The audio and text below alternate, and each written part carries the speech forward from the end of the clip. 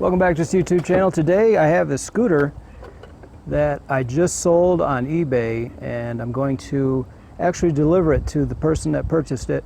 Normally I wouldn't do this, but you know, I lowered my price so I could get it sold during the summer, because I put brand new batteries in the scooter and I didn't want it to go bad. You know, it's nice to have new batteries when they're new, so I wanted to get it sold. I dropped the price $200, and someone from Wisconsin told me, I'll pay you your last price. I'll pay you the $200 more, and that is if you'll ship it, take it to a shipping carrier and have them deliver it to me. So I usually don't do that, I gotta say, because it ends up being a lot of work. You almost feel like you delivered it yourself, because you have to crate it up, you have to a lot of times wrap it in blankets, stretch wrap, all kinds of things. So I thought, you know, if I'm going to feel like I shipped it anyway, I might as well just ship it. So a lot of people, they would get paid maybe $350 to expedite ship something like this and take it right to the door. So I thought, you know, I'd just take that money and I'll do it myself. So I do drive a very fuel efficient car, and I did the math on it and I thought, you know, heck, why not? It's the middle of summertime. I haven't gotten out as much as I would have liked, and there's a lot of sights to see along the way. So I figure, once again, just go for it. So I guess there's nothing to do but to get it right in the vehicle and start driving.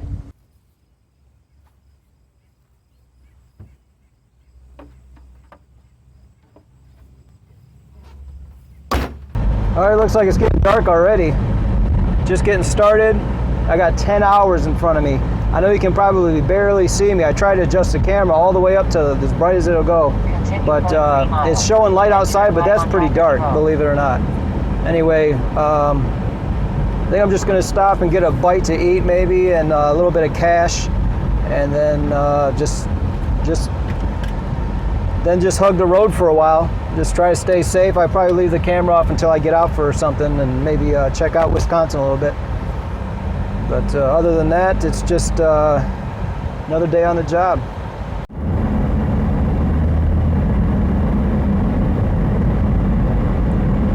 All right, so here we are, about 10:30 at night, driving.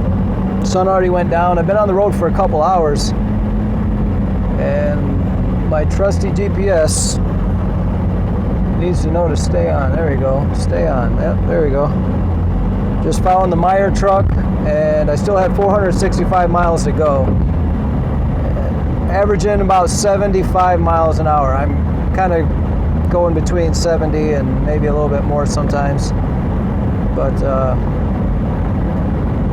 it's pretty easy going. It's not a lot of work. I was going to be living these hours anyway, so I'm just kind of living them behind the wheel and getting this mobility scooter to the person that needs it the most, the one that contacted me and wants it bad. So I guess it's the kind that their husband uses, or it's the kind that they use. It's the kind that they want, and that's the kind that I have. So it's really working out.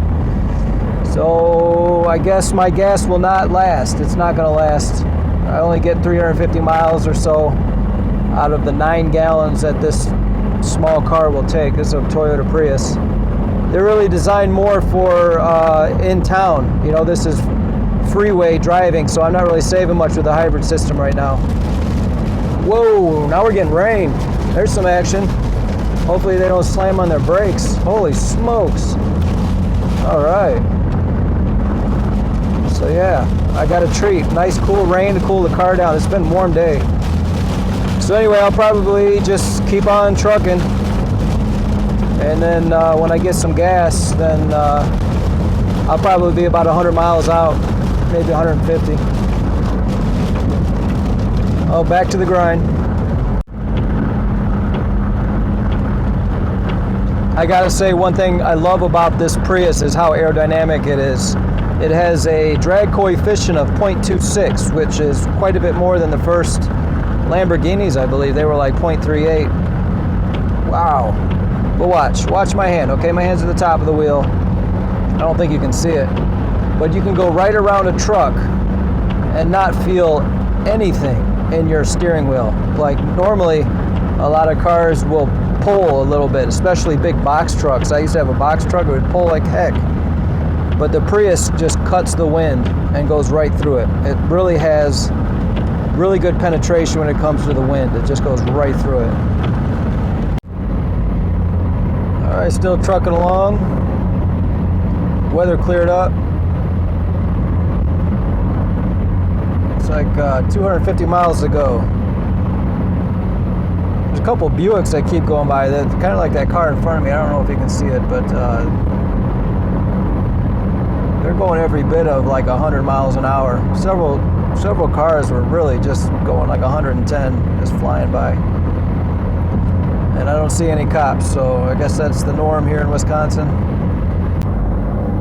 There we go, we're down to 1 bar of gas. Still 235 miles to go. So, for some reason this thing doesn't want to focus very well at night, but yeah, I'll be going for a gas station as soon as I find one. Looks like I have 4 truck stops to choose from.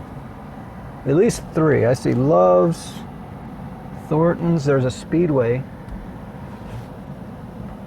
and I think I'm going to try that one because there's a Hardee's over there. I haven't had Hardee's in forever. I've had Wendy's a million times, but Hardee's I haven't seen in a while. So I think I see like an open sign over there.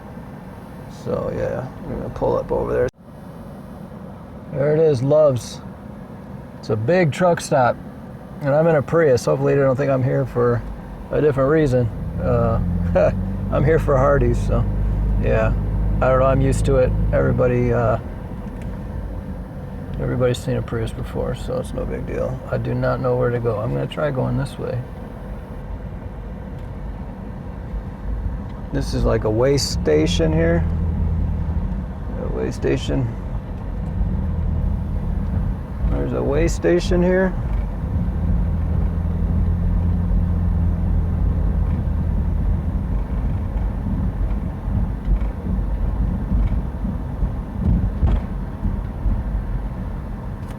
There we go. That's what we came for.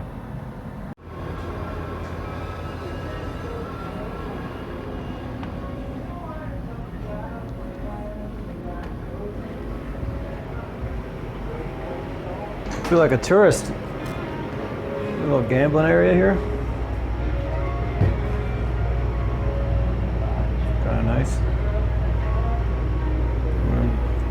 I'll go ahead and order myself some food now, though. There it is. I'm about to tear down. Okay, here we are at Love's, getting some gas. See how much the Prius will hold here.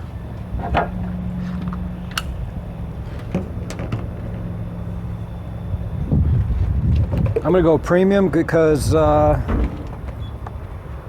with all this driving, maybe it'll clean it out a little bit.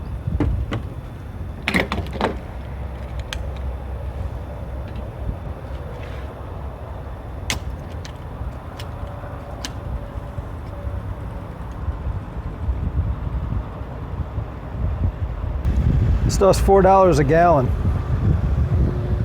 right now.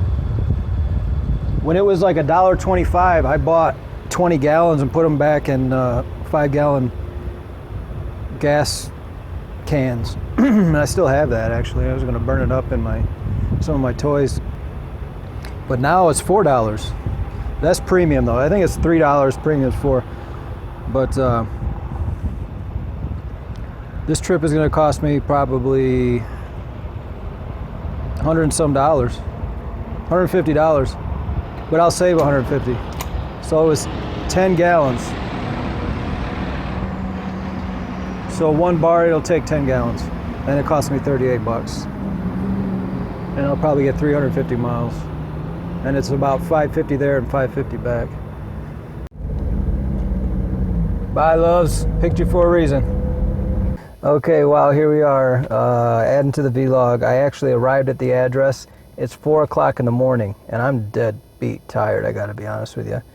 I never really felt like I was falling asleep on the road, and I've had that happen where you're kind of like scared. It's scary. It wasn't like that. So luckily I had enough caffeine and enough sugar that I was able to stay up. But it's 4 o'clock in the morning. I'm not expected here until 7 a.m. So we did agree to just drop it off, and I already have the code I need so that I can mark it as picked up, even though I'm dropping off. So this is a very trusting customer.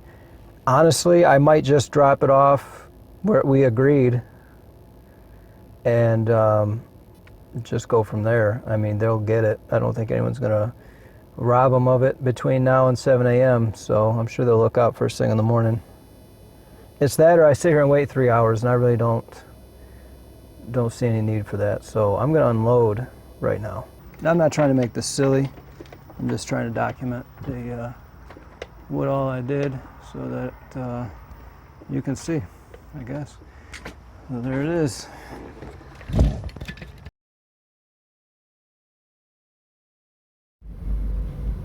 Just driving around a bit after the drop off, and I'm seeing these pretty lights. It's like a bridge or something there. I'm about to be off the side of the road from it. I'm just checking it out. Here we are at the bridge. Looks like it's like neon. We have some lights over the river.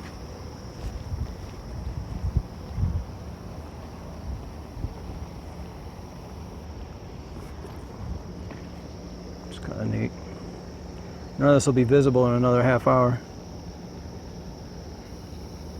This is all within like 10 minutes of the drop-off location. It's kind of neat.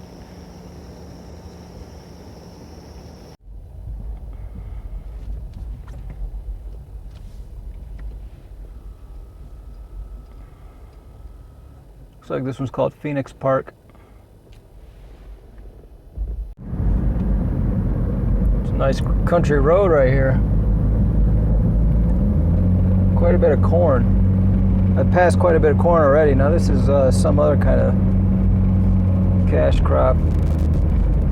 Can't see it just yet.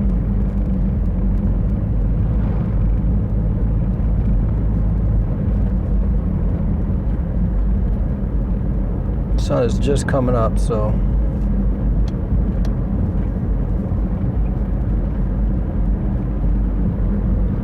there's some neat little nooks just driving down this road. Kind of picturesque.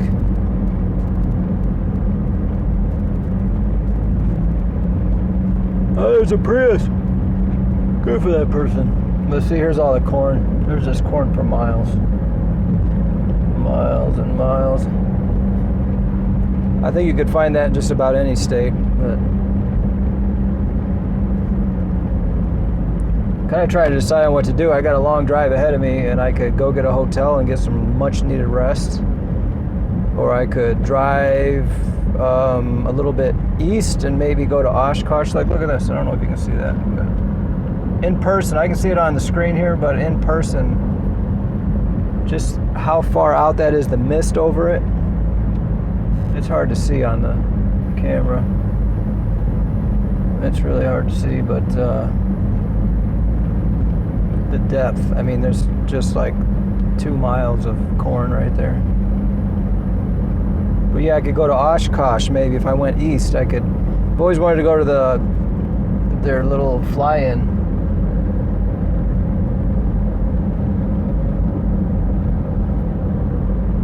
This is the guy that owns this stuff. He's wondering why I'm waving a camera around, probably.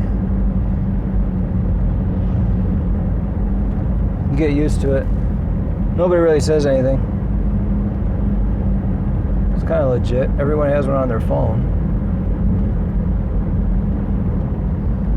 I don't think the fly-in is happening today at Oshkosh, but it's 2 hours to the east, and I might have to go east anyway, so I could just go along the water. It might be more fun. Just go east till I hit water, then maybe figure out some rest, R&R, some food, and then at least I'd be able to say I have been to that field before.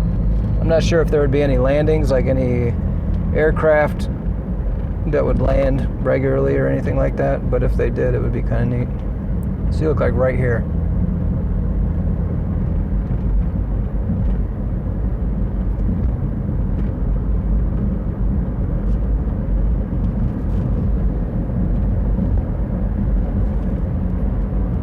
some pretty areas.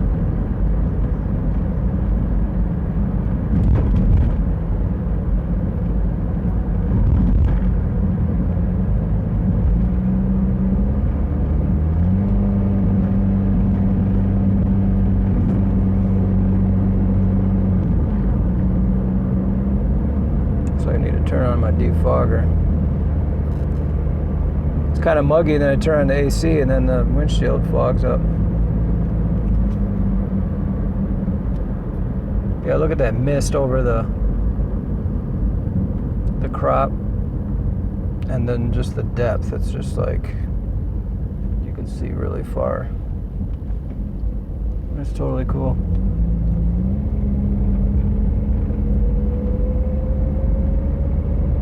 And the lonely trees out there. There's a lot of drug abuse in the boondocks, so you know, so to speak. I guess boondocking now is parking at Walmart, but it could be.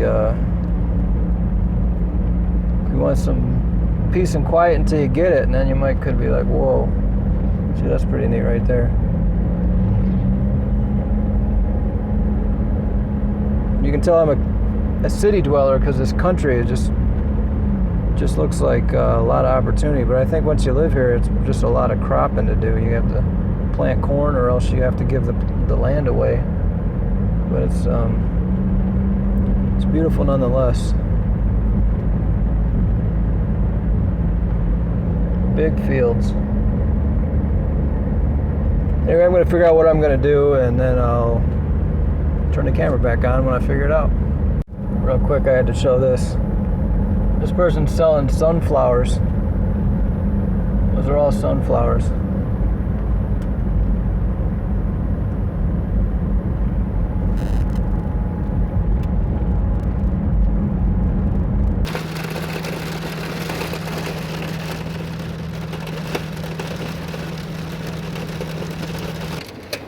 I was sitting here resting for safety's sake because I was really tired, and now it's I'm at a one of those it's places where you park and carpool. And now it's starting to hail.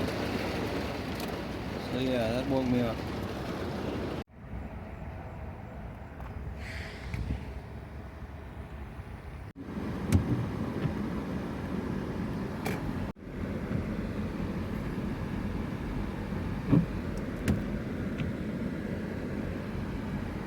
All right, I made it. I'm here at the EAA Aviation Museum in Oshkosh. And as you can see, it's not extremely busy. It's been a rainy day. And it's actually 2 weeks after AirVenture, so, but we're still, it's kind of close to closing time as well. So luckily I have an hour. But it's a pretty big museum. It looks quite a bit like the one in Kalamazoo. Air Zoo, in Kalamazoo is the other one. It's similarly sized anyway. I'm sure there's probably more aviation museums, but that comes to mind as far as size. Early in the days of the organization, I learned more about people than everything.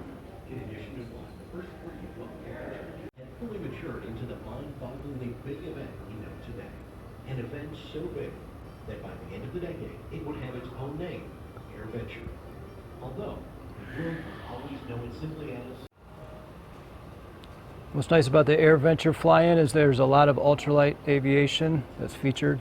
And up here at the top of this EAA museum, they have 3 ultralights right here that you can just about touch. It's really nice, it's cool. Looks like you could just about get into them if they weren't hanging over the edge. But these are very common ultralights. These are flying wings, kind of, what do they call these? Tricycles. Kind of inspired by the hang glider. Looks like there's 2 autogyros. Well, there's 2 helicopters and an autogyro here.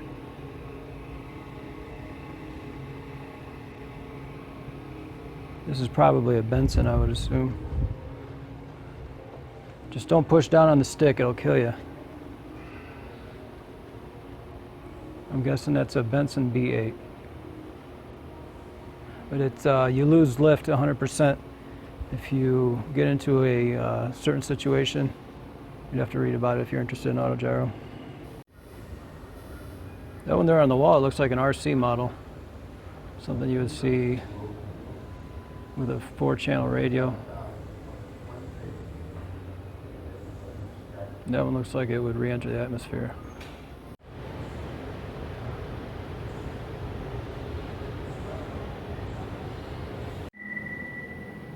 There's a F-22 Raptor exhibit.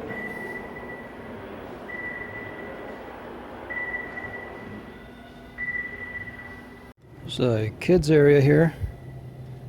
Looks like there's an upstairs. I don't know how far that goes. I'm not going to go, but it's like some little areas. This is cool. You can see how many pounds of thrust you can pedal.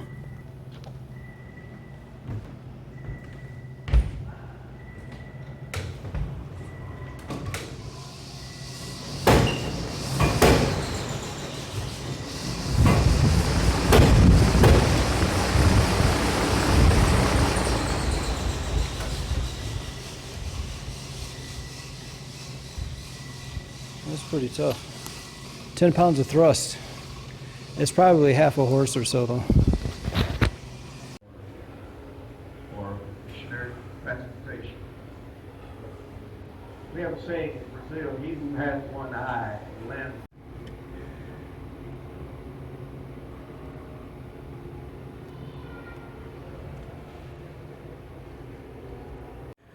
So I like this area. This is the home builder's corner. And this is where a lot of people belong financially. So there's a lot of kits you can make that go back to some of the older building techniques, but some of them are newer. Some of them are very cheap to build, such as a Sky Pup. And they have pretty decent records. Although, if I was going to fly something like that, it's something I would want to build myself. I wouldn't want to buy it secondhand and trust that it was made correctly. So we have some power plants here.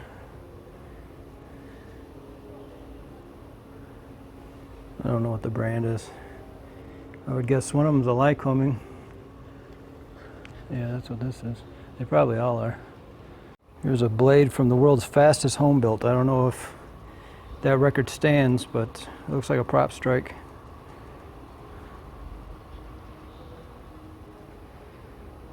It's going fast. I think that guy might be going pretty quick too, judging by that motion blur. Another movie theater here. This seems to be quite a bit about AirVenture. It might be hard to see, but there's some seating down there. Okay, so I took the upstairs first, but as you come in, you can take these steps down. And the first thing right there is the Wright Flyer. It's probably not the Wright Flyer. I'd have to ask, but either way.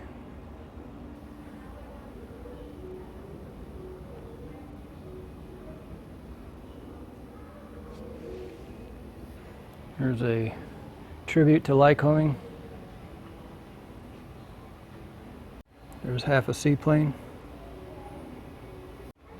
So this I like very much. This is folding wings, swing wings here on this full-size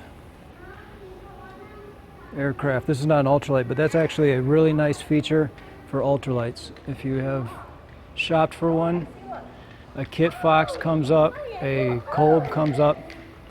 It's very desirable because you can just get a trailer and pop them right in the trailer.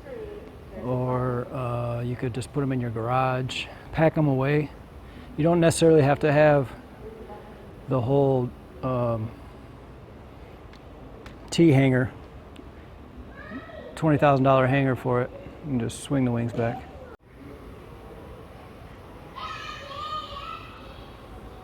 There's the Cub. A lot of planes get painted that way, but that says Piper on it, so that's probably a Piper Cub then. But you can get small ultralights that actually look quite a bit like that.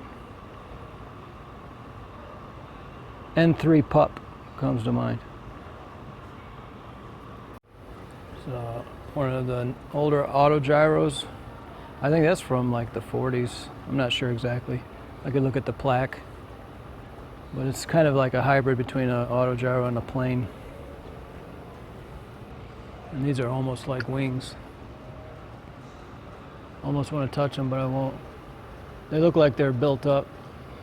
This is one of those smallest airplanes attempts. There's one that's even stubbier than that. I saw it online. I forget what it's called, but the wings are like half that size and twice as thick on the airfoil.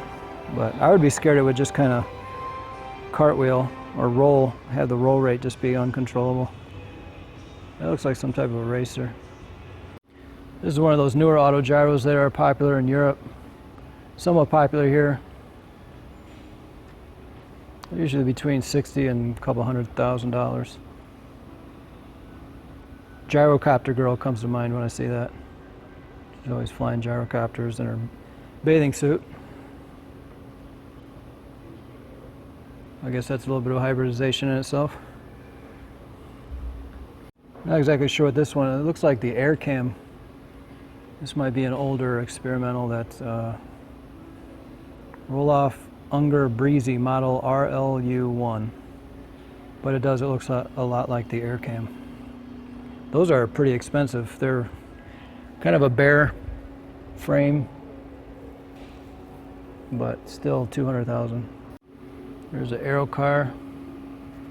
If we can't do drones, we sure as heck can't do cars. So I don't know what there's some, if they want to do this, they're gonna have to do some more ironing.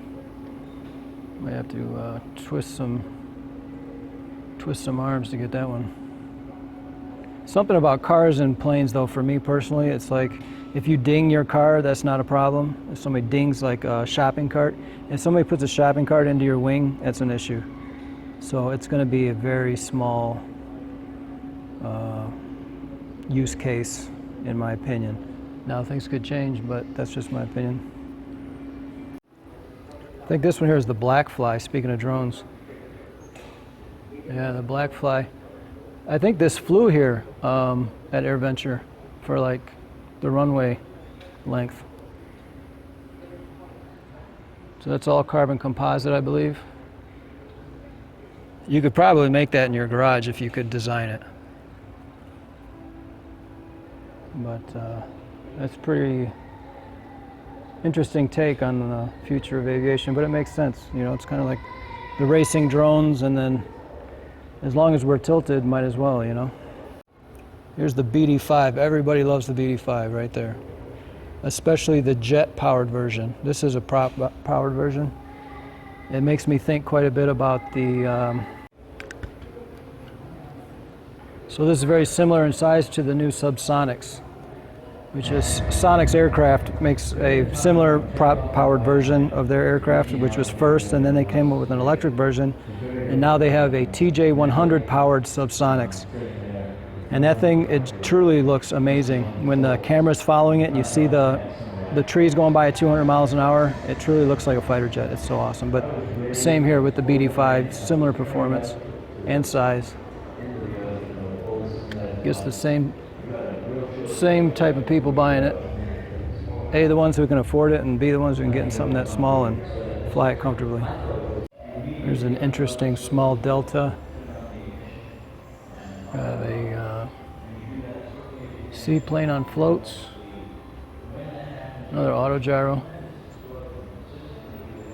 This one doesn't have wings on it though, it's just simply the rotor wing. So there's so much more here, I really can't show it all. I don't think they want me to. Just kind of perusing. I've always wanted to make it to AirVenture. At least I was able to make it to EAA Museum. And my adventures on delivering the wheelchair ended up bringing me here, so it's been awesome. But I should probably get back on the road.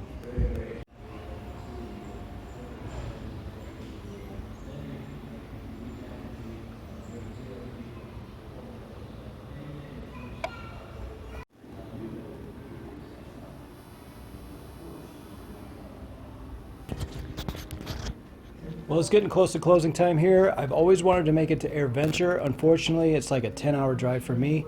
So it was really nice to be in the area to at least see this EAA museum about aviation with kind of a focus on some of the ultralights hanging from the ceiling, which you don't always see with a lot of other racers and smaller aircraft. There's not a lot of really large, you know, like football field size airplanes here. They're all basically single passengers and maybe two passenger airplanes. And it's really kind of a sweet spot considering the Oshkosh AirVenture fly-in.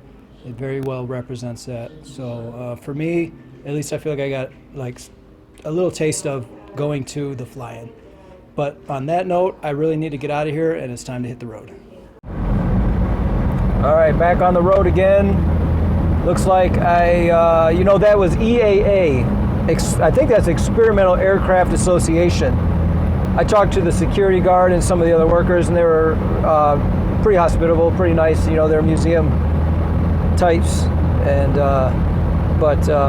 you know, the collection was experimental aircraft, from what I could tell. There was some other things mixed in. There was like some like NASA and some just general larger aircraft, but there was a lot of experimental there, and I don't think it was necessarily just trying to sing one tune. You know, they have quite a different number of different types of aircraft there, but a lot more experimental than I've seen at some other museums. Some of the other museums they're trying to focus more on general aviation and some larger aircraft, and this was a lot of smaller aircraft that you can walk up to and really you know, it's the type you could almost afford, except for the racers. There was quite a number of racers, but I think those were all home-built racers as well. So it was a huge collection, a lot of home-built, some other things mixed in for fun to round it out. But AirVenture is like that as well. There's a lot of ultralights. There's some general aviation as well. But it's not like 747s flying in. So it's a smaller airport, and it's a museum to house the smaller aircraft and a lot of experimental stuff. Experimental a lot of times is no rules. You can just do whatever you want. There's rules, but it's less or so. It's to the point where, like Part 103, you can do whatever you want under a certain weight limit of 254 pounds, and even more if you have floats. So basically you can build anything you want in your garage.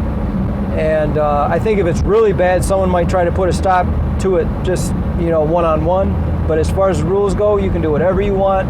You can put up to 5 gallons of gas. You can't take more than 5. And it has to have a stall speed that is below, or it's got to be, I think it's below so many miles an hour, 25. They're usually stalled at 25. I forgot what the rule is, so don't quote me. Okay, so that concludes my adventure where I delivered the scooter and also went to the EAA Aviation Museum in Wisconsin, Oshkosh, Wisconsin. And on the way back, there was just a ton of rain. Like, it was just ridiculous. And there was just, I went through it for like 5 hours, and it was just that super heavy rain that everyone slows down to 25 miles an hour, 35 miles an hour on the freeway. It was dangerous. Somebody hydroplaned. I had to check on them. They were okay, even though their car was pretty well smashed, and it was dangerous. I got off the freeway once just out of safety's sake. I just thought, man, I gotta quit, but it was no better in town. It was just ridiculous, and I thought, you know, I'm either gonna just sit on the side of the road and wait, or I'm gonna get back out there and go 25. So I just went back out there, and I was going with the clouds, you know, so it was lasting longer for me. But I made it back safe and sound, as you can see, and I made a little bit of money, so that's nice to provide for myself and all, just the usual. But you know, I usually would not drive a scooter to somebody, but you know, there was a few things that kind of just pulled me over the edge, and that was the person really wanted it, and they were messaging me several times, and they offered me extra money, and I actually was trying to think of a way that I could produce an HP Reverb G2 for myself without feeling that guilty feeling when you buy something really expensive, because that kind of takes back whatever the joy of having something nice can oftentimes be you know, dulled by the feeling of spending more than you feel like you ought to, regardless of how much money you have. I mean, if you have money, sometimes it's even worse. So, but I was able to produce one for myself with this transaction. I did work for it. I mean, that was total skin in the game. That was, getting my hands dirty and getting out on the freeway for quite a number of hours. So when I got back, I got on eBay and I bought from Trendfort Depot. They had like a refurbished unit, but they were going out and back because they were having problems with the X570 board and they were having problems with the cable. But now if you get an HP Reverb G2, you can send the cable back in and they'll give you a free cable. I don't even think you have to send the cable. You just call them and explain your problem, and if it sounds legit and you tell them your motherboard and everything and you have a good graphics card that'll run it, they'll send you a cable and it will fix a lot of the problems that were common with the HP Reverb G2. But I think a lot of them were sent out and a lot of them were sent back just because people weren't ready for whether or not their PC could run it, and then the cable issues. So I'm hoping for good luck. It's here now, actually, and I haven't hooked it up yet. I still got to build my PC around it. But so that was kind of the icing on the cake, and that's one of the things that kind of pushed me over the edge on, am I going to drive this scooter to somebody? Plus, being able to go to Oshkosh, it's kind of like a pilgrimage a little bit. I've never been there, and I was actually a week late.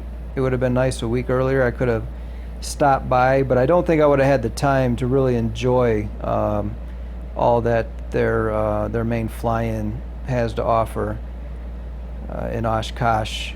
But the EAA Museum, I looked it up. They have a website. It's called eaa.org, and you can stop in there and just see what it's all about if you're interested. It stands for Experimental Aircraft, EAA. I think it's an Experimental Aircraft Association Aviation Museum. Now they do outcrop a bit from the experimental, but almost the whole thing's experimental, and it's an excellent museum. I definitely recommend it. You could spend a number of hours there, and especially if you read all the plaques and all of that, it's really neat. I was glad I was able to go, and I look forward to the next time I get to go back. But that's also going to conclude this video. I hope you enjoyed it. A little bit of insight to what I'm willing to do on occasion, and how I make things fun for myself. So if you'd like, you can always shop at my eBay store, GB Hatchery. I recommend that you do. I have a lot of used items there, a lot of used clothes, sometimes shoes if they're nice. I have sporting goods, skates, sometimes golf equipment, just all kinds of cool stuff, and it's less than you would have to pay if it was brand new. A lot of times there's just barely any use on it, hardly any at all, and so that really makes it a sweet deal. So always check my eBay store, GB Hatchery. I'll leave a link in the description. Other than that, I hope you're safe and healthy, and I will see you in the next video.